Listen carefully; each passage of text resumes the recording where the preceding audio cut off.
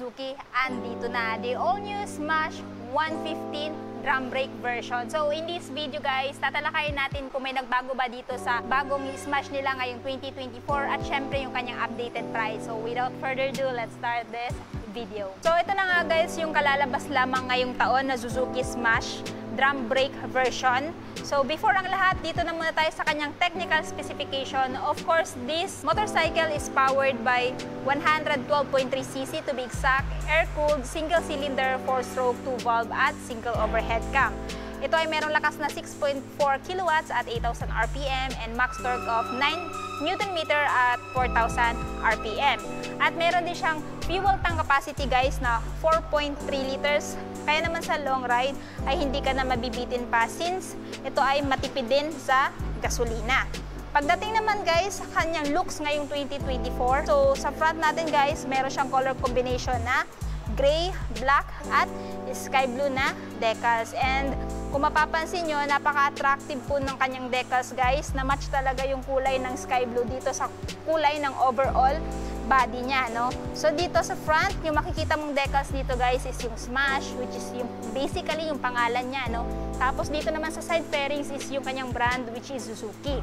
Pagdating naman dito sa kanyang side fairings dito sa likod banda, yung Smash. Ayan, dalawa yan guys. Smash yung decals dito, sky blue and black combination. At pagdating naman dito, silver at black combination. So aside dyan, wala ka ng ibang makikitang bagong design guys, kundi yung decals niya lang. Sa headlight naman, naka-bulb type pa rin. Ayan, turn signal, ganun pa rin, bulb type pa rin. Same pa rin, kagaya ng dati. Meron din siyang logo dito na S. Dito sa kanyang front fender, malinis naman, walang decals. Paint lang talaga na gray. At ginamitan pa rin siya ng silver telescopic fork suspension. Sa front guys, meron siyang tire size na 70 by 90 by 17. Naka-spoke. Ayan. And braking system, ganun pa rin, naka-drum brake. So kahit na naka-drum brake to guys, napakakapit din naman po ng braking system na to. Matte black. At maganda na extended na siya hanggang sa baba. Parang sa ganon, if ever dadaan nyo to sa off-road, yung mga bato-bato is dito tatama. No? Hindi siya dedirectang tatama sa engine nitong motor na to. Next, dito tayo sa side. Ayan. So ito yung itsura niya sa buong side niya guys. Ayan. So dito sa handlebar niya, ayan, naka-analog pa rin yung dashboard niya guys. Pero kahit ganun pa man, lahat naman ng information ng kakailanganin mo sa motor na to is nandito na. So ayan guys, meron siyang color white, a little bit of red and blue combination. Tapos may black din. Ayan yung circle na yan. So yung information meron dito, speedometer, odometer. Ayan, yung pangalan niya na Suzuki. And then dito, nandito yung turn signal indicator. Tapos yung fuel gauge indicator, neutral at saka yung kanyang transmission hanggang 4-speed. Naka-auto clutch din kasi ito guys. Ayan. So kahit na beginner ka, madali lang din ito i-maneho. Sa mga buttons and switches naman, sa left side, nandito yung kanyang high beam, low beam, turn signal switch, off, horn, at saka yung choke. So importante itong choke guys, pag halimbawa nalamigan yung makina ng motor na to, ito yung magsisilbing gagamitin mo para mapaandar itong motor na to. Sa right side, electric start. Sa lever naman, silver po yung kulay. Sa side mirror, ayan guys, typical side mirror pa rin, ganun pa rin, walang pinagbago, same pa rin ng design ng dati. And if I were you, wag mo nang palitan to ng aftermarket habang okay pa siya, pero kung gusto nyo nang magpalit, meron ako i-recommend na side mirror guys, ipapop out ko sa screen. At kung interested din kayo sa side mirror na yan, ayan, so ilalagay ko na lang po yung link dyan sa description box para po makapag-order din kayo. So, pagdating dito guys, ayan, meron din siyang abang, pwede mo paglagyan ng bag mo kung maglo-long ride ka or if ever meron kang dala-dalang bag. Tapos sa seat naman niya, naka-leather type. Ayan, one tone lang siya guys, generous na din yung kanyang cushion. So, kahit sa mahabang biyahe, hindi na masyado sasakit yung puwet nyo at saka puwet ng angkas nyo. Anyway, yung kanyang fuel tank guys, nasa under seat, no? Tapos, nandito yung grab bar, which is glossy black. Ayan. And dito sa baba, nandito yung kanyang cambia 4-speed auto clutch, side stand, center stand, hindi pa rin tinanggal. Side stand guys, naka-typical side stand. So, comment down below guys if ever i-upgrade ni Suzuki itong si Smash. Ano yung gusto nyong magiging upgrade nito?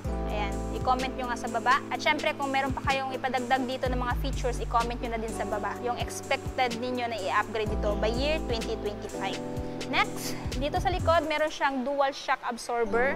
Ayan.